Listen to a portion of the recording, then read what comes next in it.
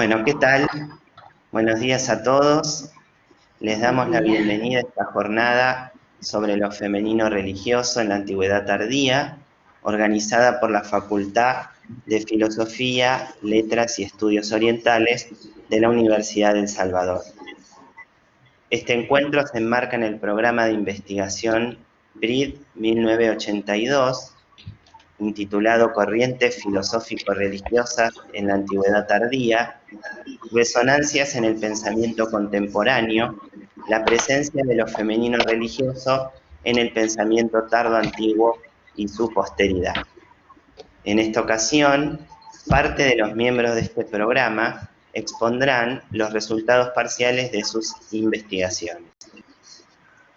A continuación, va a dar unas palabras el decano de la Facultad de Filosofía, Letras y Estudios Orientales, el doctor Bernardo Nante. Bueno, nuevamente buenos días a todos, les doy la bienvenida, gracias por estar acá. Bueno, como ya mencionó el profesor Juan Bautista García Bazán, esta actividad se enmarca en esta investigación que tenemos en curso, es decir, lo femenino religioso en la Antigüedad Tardía, dentro de esta investigación conjunta. Perdón, yo sugeriría apagar los micrófonos, porque si no hacemos un eco. Gracias. Corrientes filosófico-religiosas de la Antigüedad Tardía, resonancias en el pensamiento contemporáneo, la presencia de lo femenino religioso en el pensamiento antiguo y su posteridad. Por cierto, contamos hoy, asimismo, con el aporte de investigadores que no forman parte de tal proyecto, y por supuesto a todos ellos mi sincero agradecimiento por sus aportes.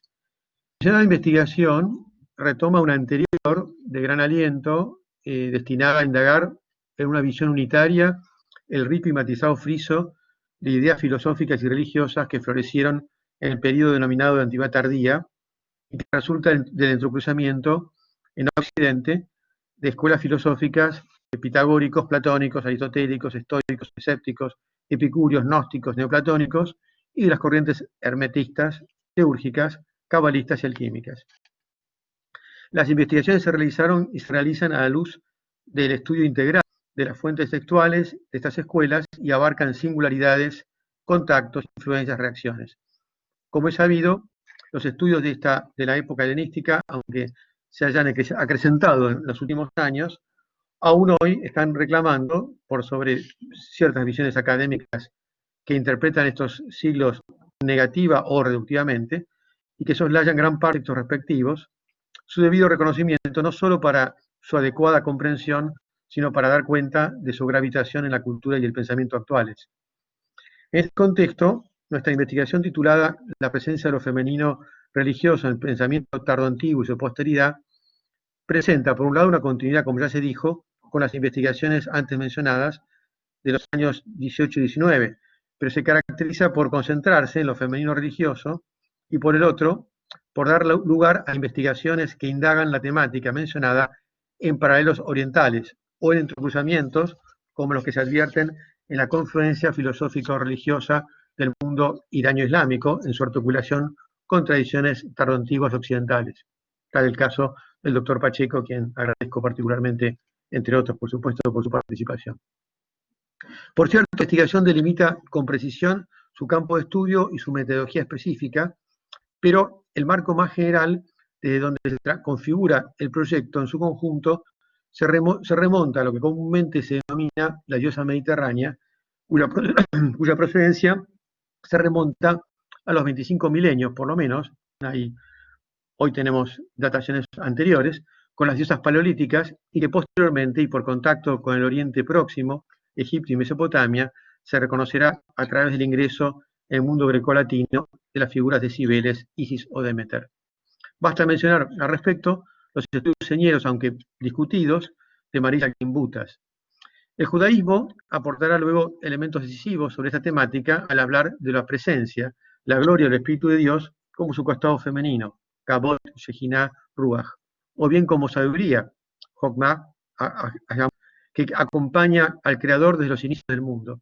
Subsidiariamente, con este cuadro, el cristianismo primitivo el gnosticismo y la patrística ahondarán conceptualmente la riqueza de estas especulaciones, con los desarrollos en torno a los aspectos trinitarios de Dios Padre, Hijo o Logos, y Madre o Espíritu Santo. Evidentemente, es la gnosis cristiana la que con sus análisis sobre las, entre comillas, diversas sofías, influirá poderosamente en el panorama filosófico religioso ulterior. Por ejemplo, tomando al azar el misticismo de una Hildegard von Bingen, de un San Francisco de Asís, entre otros, en la síntesis del pensamiento sincrético de la escuela de Chartres y en las variadas especulaciones propias de la reviviscencia de las tradiciones que lato sensu pueden calificarse de herméticas y alquímicas, que ya se articulan de modo peculiar con variantes judías y cristianas. Recordemos al pasar la figura impactante de Jacob Böhme y su impacto en el pensamiento posterior. Paralelamente en la India, y con la tradición ancestral de los himnos védicos y las Upanishads, podrían rastrearse paralelos independientes sobre lo femenino, pero también en el mundo del Islam, donde estos rasgos reaparecen desde miradas convergentes con las tradiciones antedichas a propósito de las figuras de la sabiduría o de la Virgen María. Desde luego, a ello se agrega el trasfondo zoroastriano y la convergencia con las corrientes tardo-antiguo occidentales. No es mi intención proporcionar una síntesis y mucho menos un status questionis, sino compartir a modo de proemio las esferas culturales, el trasfondo, si quieren ustedes, de donde se parte para delimitar con precisión en cada caso los aportes particulares.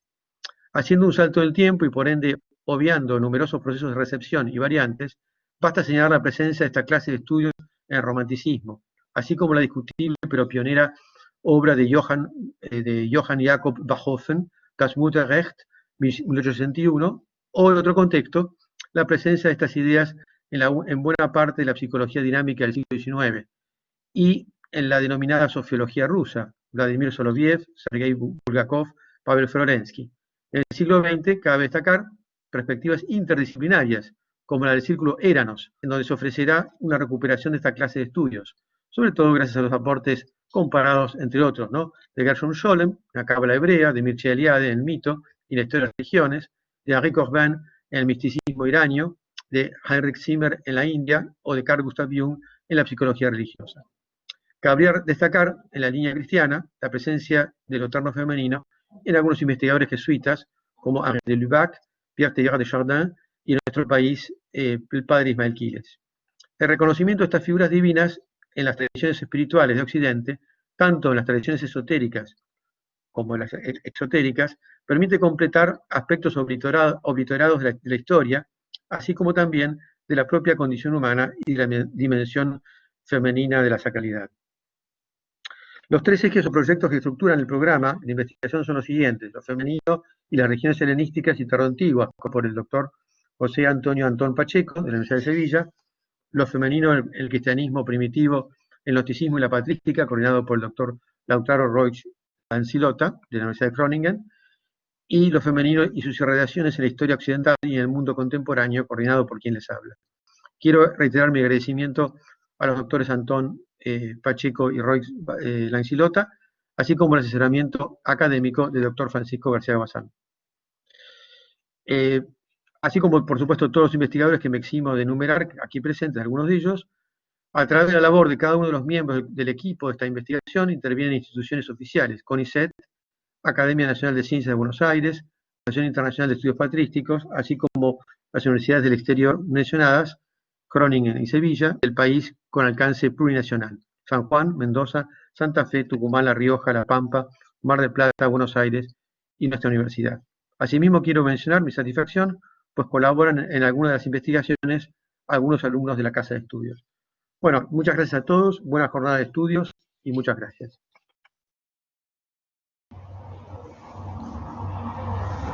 Muchas gracias, Bernardo.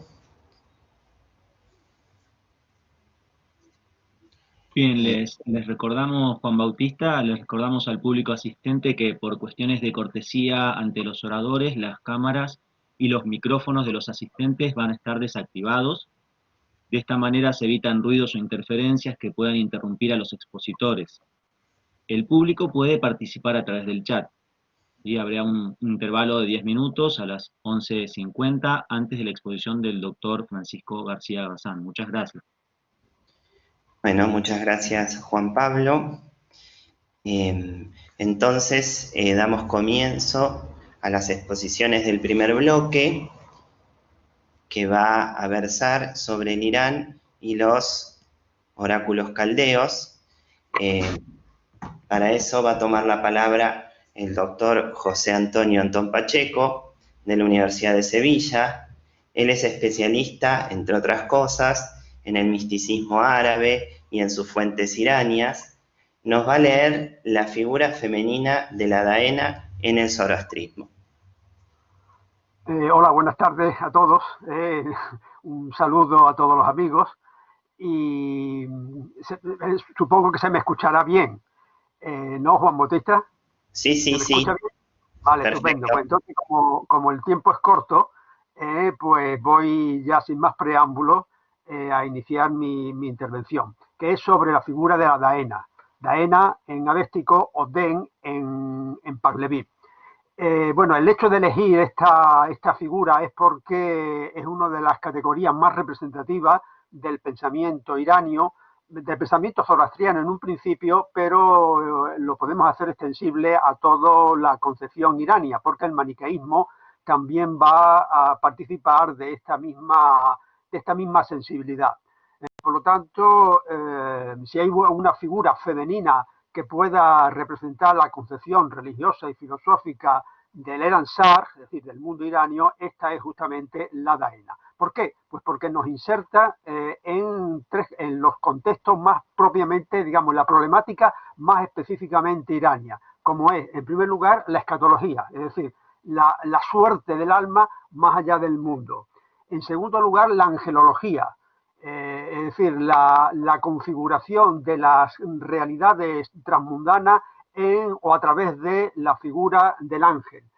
Y en tercer lugar, la dimensión formal y luminosa que adquieren todas las categorías trascendentales en las concepciones religiosas iranias. Por lo tanto, esto hace de la figura de la Daena un auténtico arquetipo de la sensibilidad, de la reflexión filosófica, religiosa y teológica, incluso estética, del mundo iranio. Por supuesto, y en esta medida en que es un arquetipo, pues también trasladable a otros ámbitos. Bien, para ubicar más directamente dónde aparece la figura de la Daena, como decía antes, tenemos que trasladarnos a la etapa post-morte, es decir, cuando una persona muere, pues entonces el cadáver se le vela durante 3 noches. A la tercera noche el alma sale del cuerpo y va al más allá.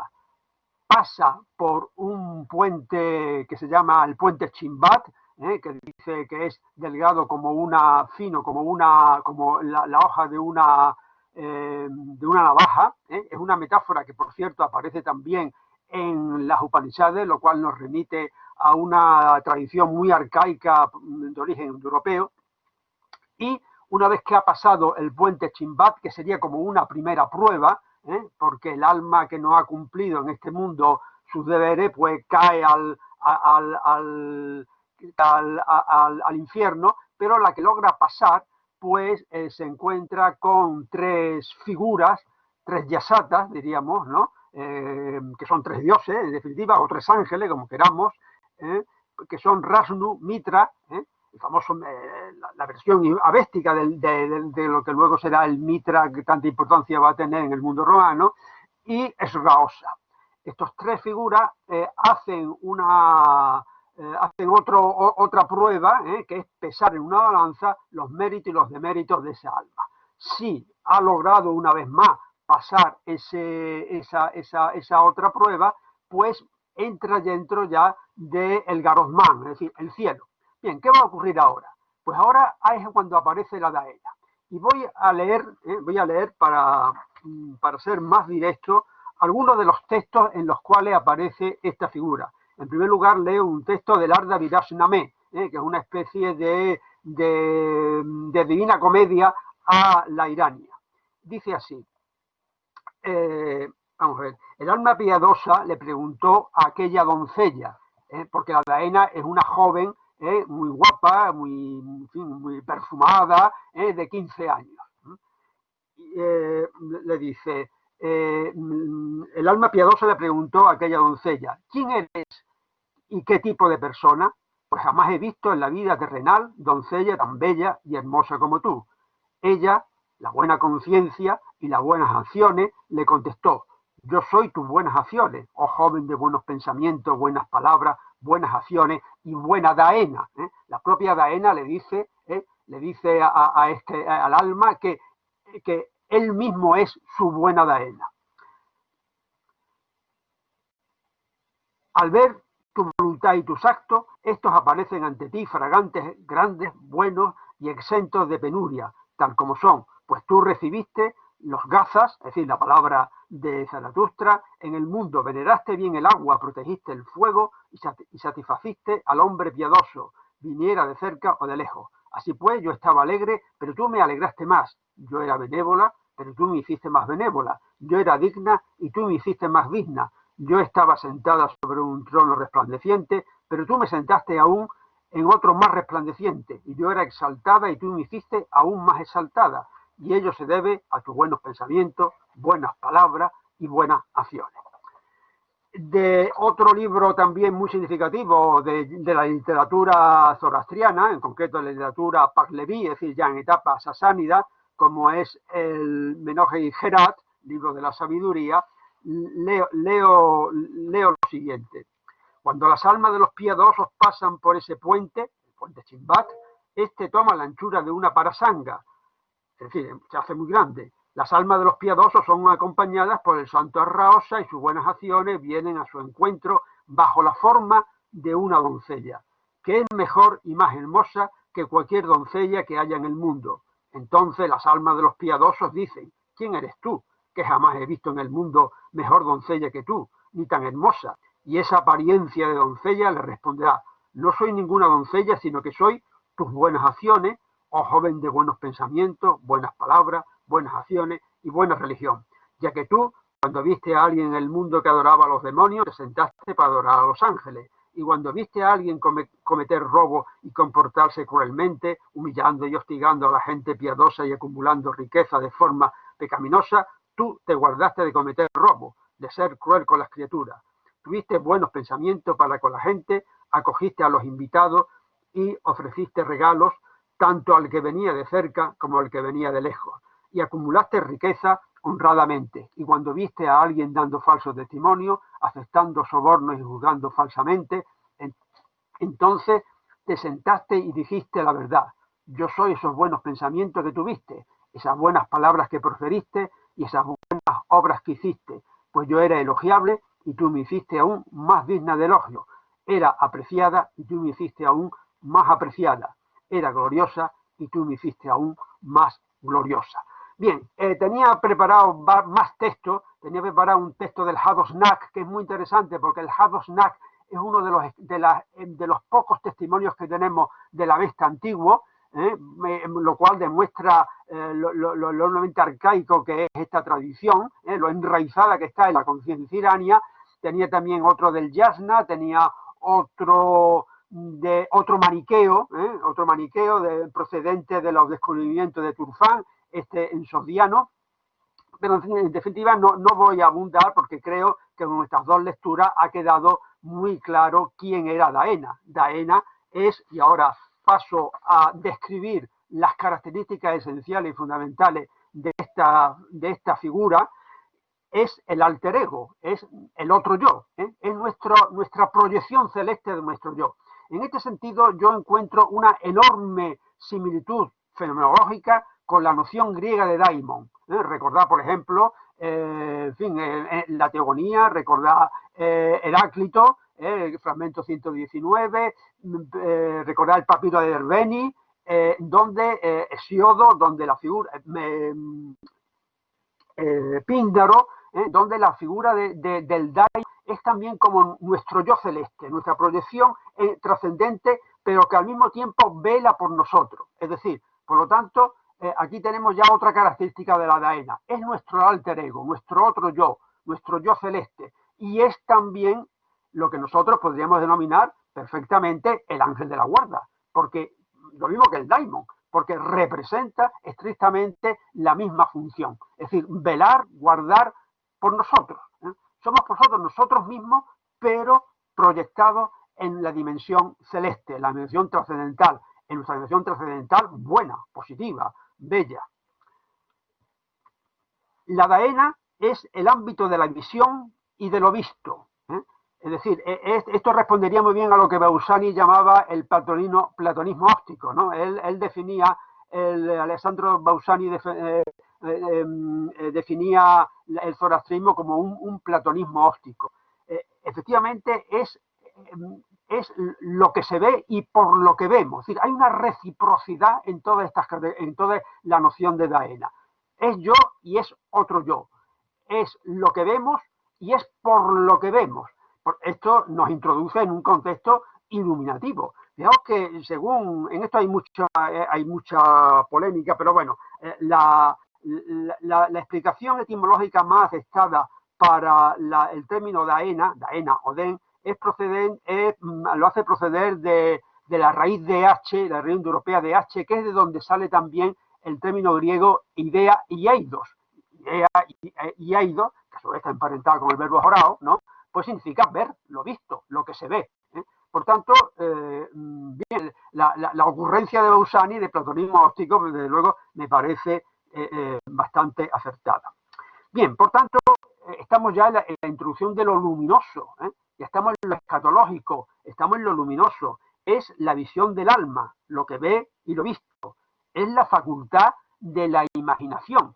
Pero facultad de imaginación en el sentido estricto, la capacidad de crear imágenes, porque la Daena es una imagen, no es una idea abstracta en absoluto. En el mundo zoroastriano todo se conforma imaginalmente, no existen categorías abstractas. Es decir, todo se determina y se determina figurativamente. Y aquí es un ejemplo paradigmático de cómo esto se lleva a efecto. Más características, la Daena son las buenas acciones personificadas, nuestras propias acciones, nuestras propias virtudes, pero personificadas, conformadas, determinadas, visibles. Es también el Avesta, el propio Avesta, porque se da una cierta ambivalencia con el término Den entre religión y todo lo que hemos dicho, toda esta característica que hemos dicho. Se da además la feliz coincidencia de que fonéticamente se parece mucho a la palabra aramea din, ¿no? De donde luego en árabe din va a ser religión. Efectivamente, en arameo din es religión, pero posiblemente por una confluencia etimológica, Den y Daena es religión y es el Avesta. Pero fijaos, en este contexto, la buena Den, la buena religión, el buen Avesta, está también personificado. Es la Daena, pero la Daena es uno mismo.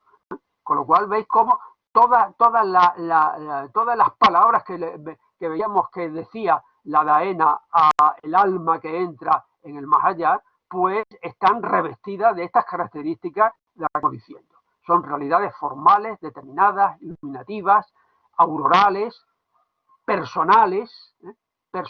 Yo recalco la idea de persona. Es la luz auroral, es de hecho, en algunos contextos, la Daena está asociada a Usas, es decir, la aurora deificada, que aparece también en los Vedas, como seguramente muchos sabéis, ¿no? Por lo tanto, es la auroral. Otra característica muy interesante, la capacidad de acrecentamiento que tiene la Daena. Claro, si yo soy más bueno, yo tendré más Daena. Si yo cumplo más mis buenas acciones, mis buenas palabras, mis buenos pensamientos, mi Daena se acrecentará, fructificará. Y aquí viene otra característica también muy interesante de Daena, su relación con Anahita, es decir, con la diosa femenina también, evidentemente, con la diosa de la fertilidad. Por eso en algunos contextos, y a esto a lo mejor a alguien le puede parecer raro, Daena es asociada con una vaca. con una vaca lechera. Pero claro, una vaca lechera significa nutrición, significa vida, significa felicidad, o con un jardín, o con las aguas, por tanto, todos síntomas de vida, de fertilidad. Es la hija de Spentarmaiti, que es la Mesespenta, que representa a la tierra. Es decir, la Mesespenta son esos 7 arcángeles que rodean a Ahura Mazda. Y está asociada, como decía antes, a Anahita. Está también asociada a otra, cuando digo que está asociada, me refiero a que en los textos mismos aparece así. A otro concepto muy importante dentro del mundo trieno, que es el de Jorraj o Farraj. Jorraj en avéctico y Farraj en Pahleví. O Farm en sogdiano, porque muchos textos maniqueos en lengua sogdiana, de los encontrados en Turfán, aparece de esa manera. Es la luz gloriosa, es la... estoy intentando buscar la griega, es la doxa, es la doxa en el sentido positivo, gloria, iluminación. Pues bien, la expresión Danefarm, la gloria de la Daena, es casi un lugar común dentro de los textos, sobre todo maniqueos.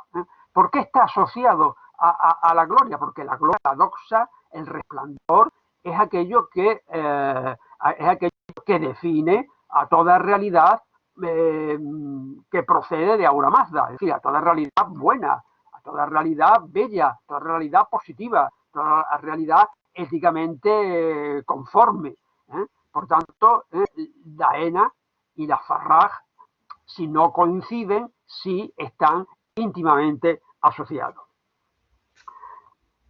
Yo hablaba antes, y ya con esto, no sé cómo voy de tiempo, Juan Bautista. Ya estamos en el tiempo, en el... Bueno, pues hay otra noción como es la de Fravarsi, que también se asocia muchas veces a Daena. Fravarsi es también otra manera de llamar al ángel. Lo que pasa es que la noción de Fravarsi tiene unas implicaciones como más guerreras, más luchadoras, ¿no? Son los ángeles que luchan al lado nuestra, en nuestro compromiso contra el mal. Pero evidentemente cumplen papeles, por lo menos fenomenológicamente, cumplen papeles muy similares. Daena llega a convertirse también como en una parte, digamos, afecta a la propia antropología, ¿no? Es decir, el hombre tiene cuerpo, tiene sensibilidad, tiene psiquismo, tiene ruán, que es lo que sería el neuma en griego, y tiene también Daena, está, digamos, la parte más trascendente de nosotros mismos. Y por supuesto siempre en conexión con la acción, con el actuar, con esa inclinación, ¿no?, tan irreductible que tiene el mundo iranio hacia la acción, hacia el acto, hacia la actuación.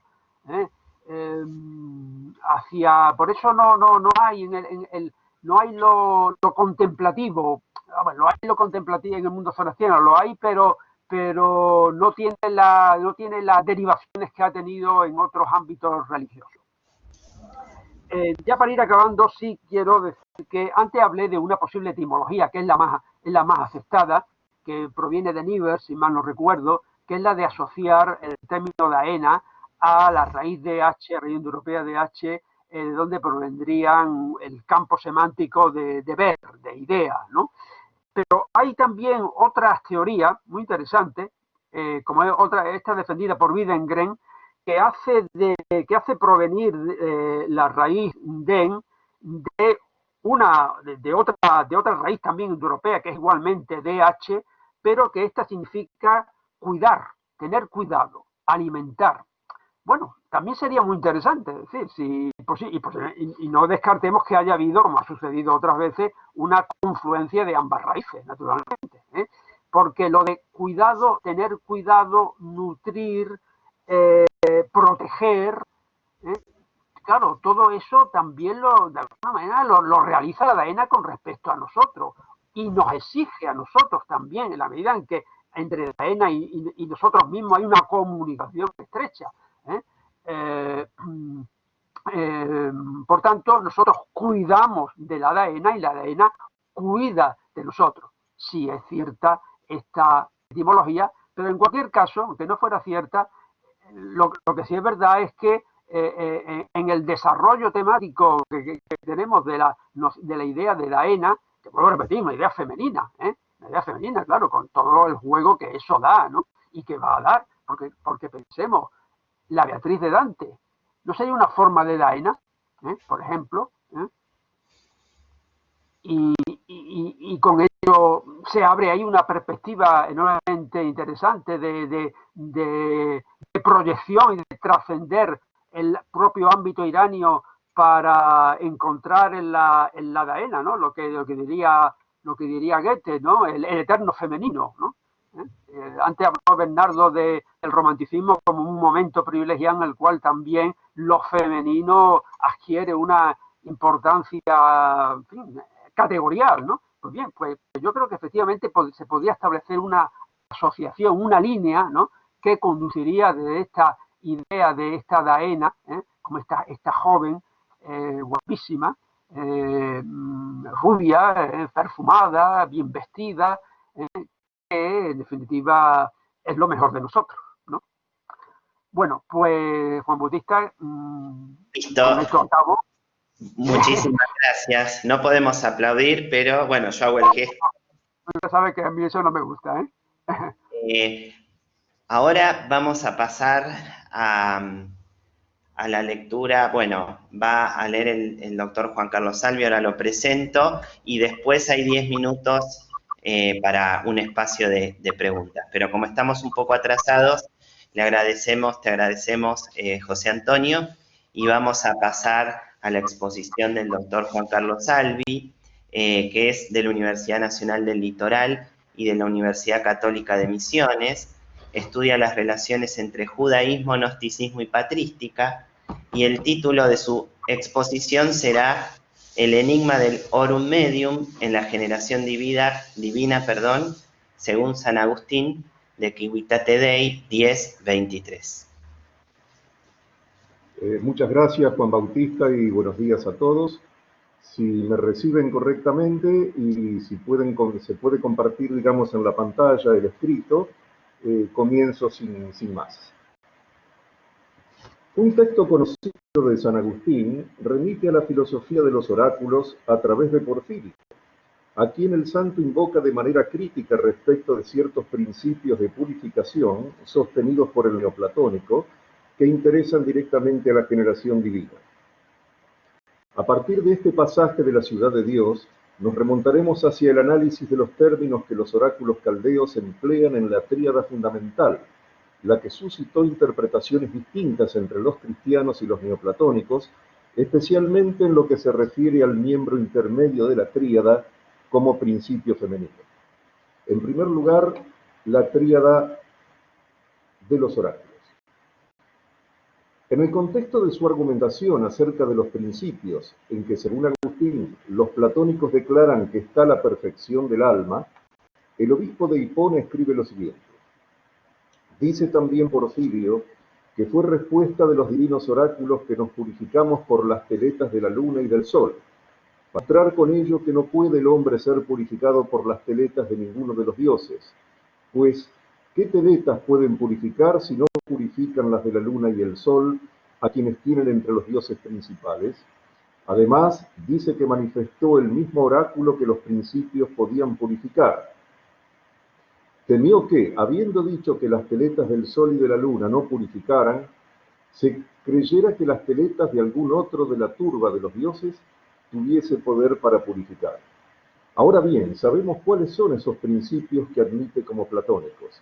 Admite a Dios Padre y a Dios Hijo, a quien en griego llama inteligencia o mente paterna. Sobre el Espíritu Santo no dice nada o no lo dice claramente. Mejor habla de un tercer medio, horum medium, entre ellos, que no llegó a comprender. Agustín cita a Porfirio, quien a su vez se remite a los oráculos, que presentan la tríada Pater Dynamis Nous. A partir de esta tríada, el Padre ha mezclado todo soplo vital, es decir, las funciones paternal, dinámica e intelectual permanecen abiertas entre sí en completa coinonía, y cada una de ellas constituye una tríada en la que prevalece la función propia. En su exposición caldaica, Cero lo resume de esta manera: creen en un principio único de todas las cosas y lo celebran como uno y bien. Después honran a un cierto abismo paterno compuesto de 3 tríadas. Cada tríada de padre, potencia e inteligencia. La dinámica indeterminada constituye el elemento intermedio y es el seno de esta tríada, en la cual todas las cosas están sembradas. Esta potencia es acto de la inteligencia, actividad viviente que entiende al Padre y es entendida por la inteligencia. Porfirio sigue la tríada oracular según la estructura Hyparxis, Zoe, Nous, en la que cada hipóstasis repite el movimiento triádico respondiendo así a la dinámica interna de toda la realidad: permanencia, salida de sí, retorno. Según Agustín, el segundo miembro de la tríada permanecía innominado para Porfirio, quien, no obstante, distinguía claramente entre el Padre y el intelecto paterno.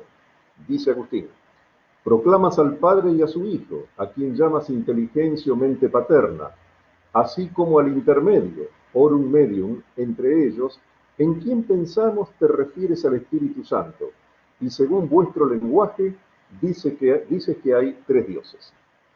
Ese enigmático orum medium entre el Padre y el Hijo no podía ser otro que la dinamis de los oráculos, llamada medio, mese, por neoplatónicos como Proclo, y como veremos más adelante, Sinesio de Cirene.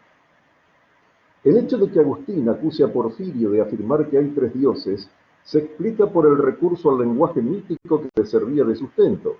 Según Proclo, Numenio habla de 3 dioses. Dice Proclo en el comentario Tineo: porque Numenio, habiendo proclamado 3 dioses, llama al primero Padre, demiurgo al segundo, y al tercero producto, poiema, ya que según él, el mundo es el tercer dios. De esta manera, su demiurgo es doble. Es el primer dios y el segundo, y lo creado es el tercero, porque es mejor hablar así que decir, en su opinión con exageración y énfasis trágico, abuelo, hijo y nieto. Ahora bien, quien habla así cuenta incorrectamente al bien entre las causas mencionadas, ya que no es propio del bien aparearse con nadie, ni ser en el orden segundo respecto de otro. Pero no hay fundamento suficiente para encontrar categorías personales en la tríada ideal de los oráculos. Tampoco lo hacían los neoplatónicos que se inspiraban en ellos. La identificación del principio intermedio entre el Padre y el Hijo con el Espíritu Santo corre por cuenta de Agustín, y se consumará con Sinesio, el obispo neoplatónico de Cirene. El segundo punto, de la tríada de los oráculos a la Trinidad. A partir de la intuición agustiniana de identificar con el Espíritu Santo la dinámica intermedia de la tríada oracular descubierta en Porfirio, Sinesio, que conocía la filosofía de los oráculos, trasladará sin mediaciones el esquema triádico de los caldeos a la Trinidad cristiana. En el himno primero da cuenta de la asunción de la doctrina del seno de Dios.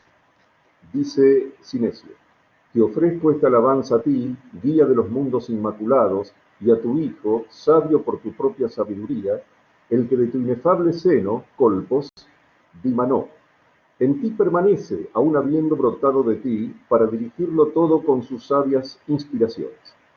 Su confusión por la cual identifica el seno del Padre, principio impersonal, con el Espíritu Santo personal, se deja ver en la cantidad de denominaciones que le atribuyen su exaltado canto del himno segundo.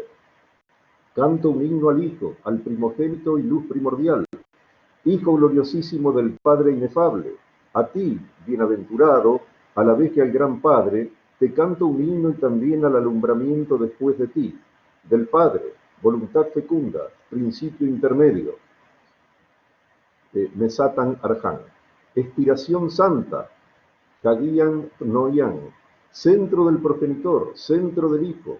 Ella misma es la madre, ella misma la hermana, ella misma la hija, la que dio a luz a la raíz oculta, pues para que el Padre se infundiera en el Hijo, esta misma efusión encontró su germen y se colocó en medio. Dios procedente de Dios, Padre, a través de Dios Hijo, y a través de esta gloriosa efusión del Padre inmortal, el Hijo encontró su germen. Como señala Antonio Orbe, la audacia de Sinesio se deja ver en que Theos reviste aquí el carácter de epíteto femenino, literalmente diosa mediadora entre Padre y Dios Hijo. Nótese que Sinesio prefiere el término pnoia para referirse al Espíritu Santo antes que pneuma. La razón puede estar en que el primero es de género femenino y concuerda mejor con el epíteto de madre que más adelante le asigna el principio intermedio por el cual nació el Hijo, mientras que el segundo es de género neutro. En cambio, Francisco Romero, que es el traductor de los signos de Sinesio en la versión de Greos, sugiere que esta elección puede deberse a que pneuma era un término demasiado preciso en la terminología neoplatónica, ya que por él se refería a la envoltura astral que reviste el nous al atravesar las órbitas planetarias para venir al mundo de la generación. Entre los apologetas, Atenágoras la utiliza para designar el soplo procedente de Dios. Por otro lado, en sede filosófica, la atribución al Espíritu Santo de hermana del Hijo tiene sus antecedentes en el vínculo fraternal que presenta Filón de Alejandría entre la inteligencia y el logos. Por ejemplo, en la posteridad de Caín, dice Filón, dice que el hermano de Jobel es Jubal, que significa como aquel el que se inclina, y simbólicamente la palabra proferida, logos proforicos, la que por naturaleza es hermana de la inteligencia. El alejandrino retoma aquí la clásica distinción estoica entre logos diástetos y logos proforicos. En otra obra, que es Las insidias de lo peor contra lo mejor, Filón se refiere al hermano de Moisés, a Aarón, como boca, intérprete y profeta. En efecto, todos estos nombres, los de Aarón, corresponden a la palabra que es hermana de la inteligencia, pues la inteligencia es la fuente de las palabras y las palabras son el orificio de salida de esta. Para Filón, Aarón es la inteligencia, dianoia, que representa el lenguaje, o la palabra efectivamente proferida, el intérprete perfecto, como lo fue de su hermano Moisés. El obispo neoplatonizante de Cirene comete el error de otorgarle carácter personal a los tres miembros de la tríada, identificando el intermediario femenino de los oráculos con el Espíritu Santo, paso que no dieron ni los neoplatónicos paganos inspirados en la misma, ya que para ellos la dinamis intermedia seguía siendo impersonal, ni tampoco los gnósticos, que fueron los primeros en abrir el tránsito de esa disposición dinámica femenina intermediaria entre el Padre y el Hijo hacia el Espíritu Santo. El último punto, entonces, la tríada en los gnósticos.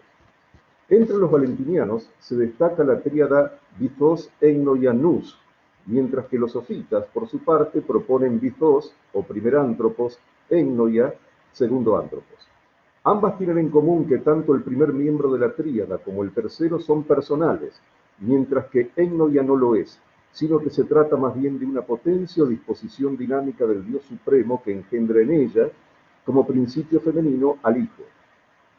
Resultan similares a la tríada oracular, Padre, Dinamis, Nous, pero se distinguen en que esta última prescinde de rasgos antropomórficos, lo que la hizo más propicia para su utilización por parte de los neoplatónicos.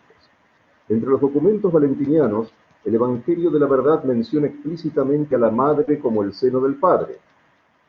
De esta manera, la palabra del Padre surge en la totalidad como el fruto de su corazón y como impronta de su voluntad, pero sostiene la totalidad eligiéndola, y recibe también el aspecto de la totalidad. Jesús, el de infinita dulzura, la purifica, le da vuelta hacia el Padre y la Madre. El Padre descubre su seno, pero su seno es el Espíritu Santo. Descubre su secreto es el Hijo, para que por la misericordia del Padre los eones dejen de inquietarse buscando al Padre y descansen en Él sabiendo que es el reposo. Al igual que en los oráculos, no se trata aquí del neuma personal, sino del seno virginal del Padre considerado en su fecundidad. La einoia valentiniana es considerada como inherente al Padre de la misma manera en que la humedad lo es al agua, el calor al fuego o la dureza a la piedra. No es emitida por el Bithos, ya que el primero entre los iones es el Nous.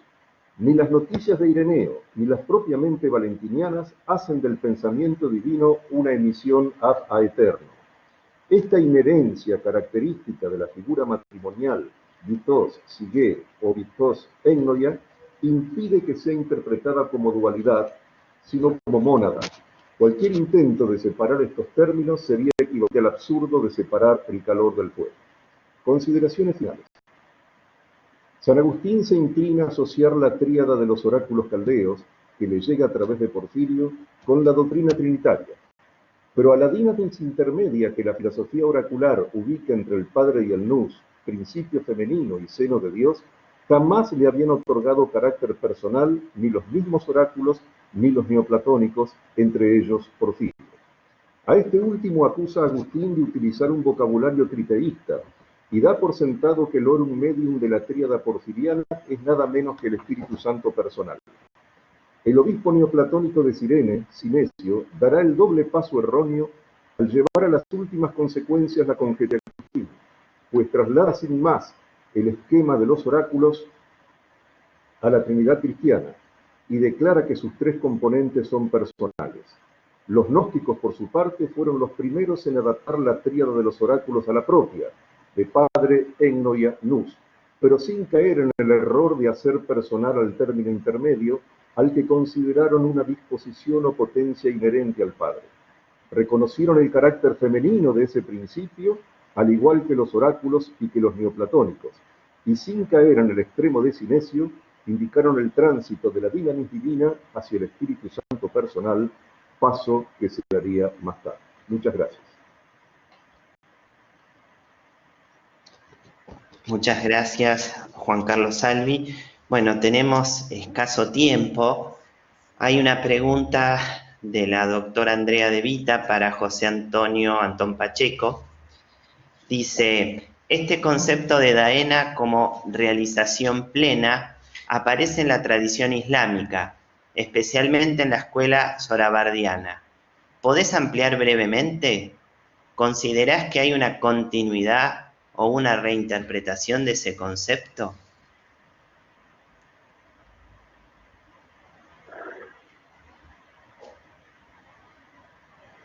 José Antonio, no sé si escuchaste la pregunta. No se te escucha. Tiene que activar el micrófono, por favor.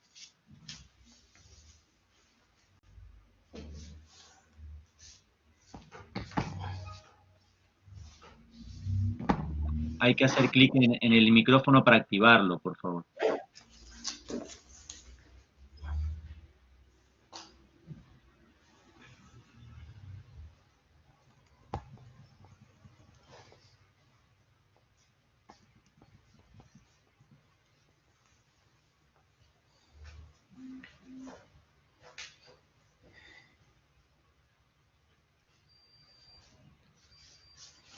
Quizás lo que se puede hacer, José Antonio, es escribirla y dejarla, digamos, en el propio chat brevemente.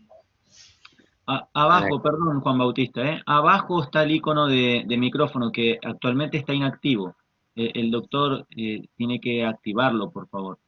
Tiene una rayita diagonal. Tiene que hacer clic ahí en ese icono, abajo.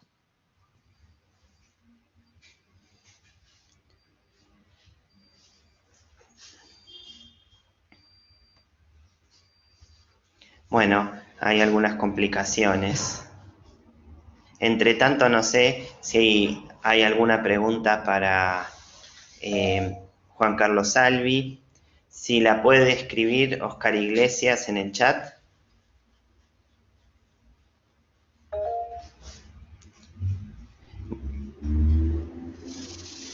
Bueno, yo aprovecharía en el caso de la exposición de Juan Carlos, ya que acá Jessica Torti pregunta, quisiera saber si este término intermedio femenino al que hizo alusión y que caracterizó de no poseer carácter personal se asimila a Hécate, en este último caso sería personal. Juan Carlos Salvi. Sí, bueno, sí, muchas gracias. Justamente los oráculos, bueno, la han traducido por Hécate como el seno receptivo, la Virgo Fontana también y otras similares, pero resulta difícil encontrarle carácter personal al término intermedio, porque no olvidemos que los oráculos, bueno, recurren a un lenguaje mítico, al igual que los neoplatónicos, pero no se le puede atribuir carácter personal. También estaría el problema, aprovecho y comento, de que, bueno, son fragmentos, ¿no?, de esa obra porfiriana y no sabemos hasta qué punto muchos de esos conceptos están permeados de una interpretación cristiana, ¿no?, de San Agustín. Tal Eso cual, también. tal cual. Además, si la recepción porfiriana es respecto de los oráculos también. Eso también es difícil decir. Bueno, hay dos preguntas más, perdón, Juan Carlos, sí. porque tenemos poco espacio. El decano hace una consulta a José Antonio, pero no sé si la va a poder contestar ahora, sobre el concepto de Daena Frabarti, que aparece en Nerval, en la Aurelia de Nerval, si considera vigente los paralelismos y gravitaciones propuestas por Corbén.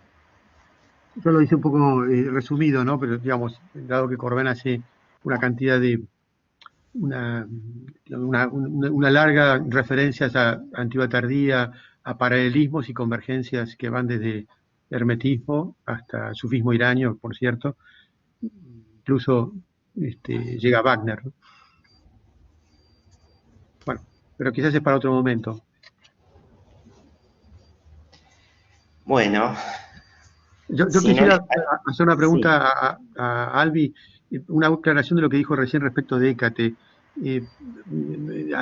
Pese a la aparición de Hécate, seguís pensando que no cabría considerar una mediación personal, pero ahí distinguirías un poco el concepto de personificación mitológica respecto al concepto de persona en sentido en stricto sensu, digamos, porque habría que hacer una distinción ahí. No, o sea, no deja de ser una personificación, pero no un concepto de persona.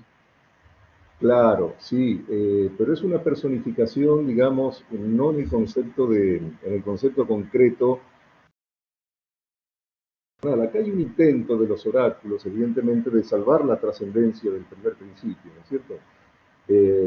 O sea, coloca al padre más arriba que al intelecto paterno y también lo hacen accesible al hombre, pero sin comprometer para nada la esencia del primer principio. Y entre ambas sustancias, que es la invisible del padre y la visible del intelecto, tienen que introducir un anillo intermedio, que es la dinamis, pero lógicamente porque el primero que va a tener circunscripción ontológica, digamos, es el nous. Entonces no le pueden otorgar todavía la noción de persona como tal. Claro. No, es muy clara tu posición. Yo simplemente preguntaba que si asumimos la introducción de Hécate, la diferencia estaría dada por la definición de persona, que no se aplicaría a una aceptando Hécate como mediadora,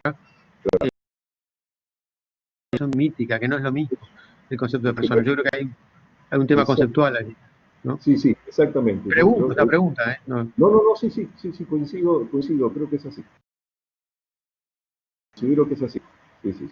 No el término persona que después, por ejemplo, Tertuliano tomó del lenguaje jurídico para aplicarlo a las realidades divinas, ¿no es cierto? Claro.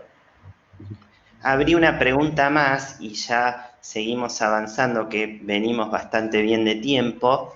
No sé si en este caso es del doctor García Bazán, que está en su casa.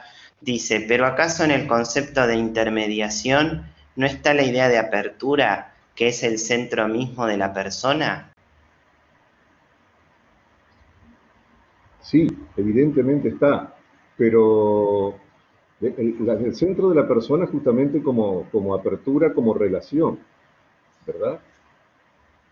Pero no me parece que sea todavía un concepto elaborado, o sea, como el tránsito al lema personal. Evidentemente está intuido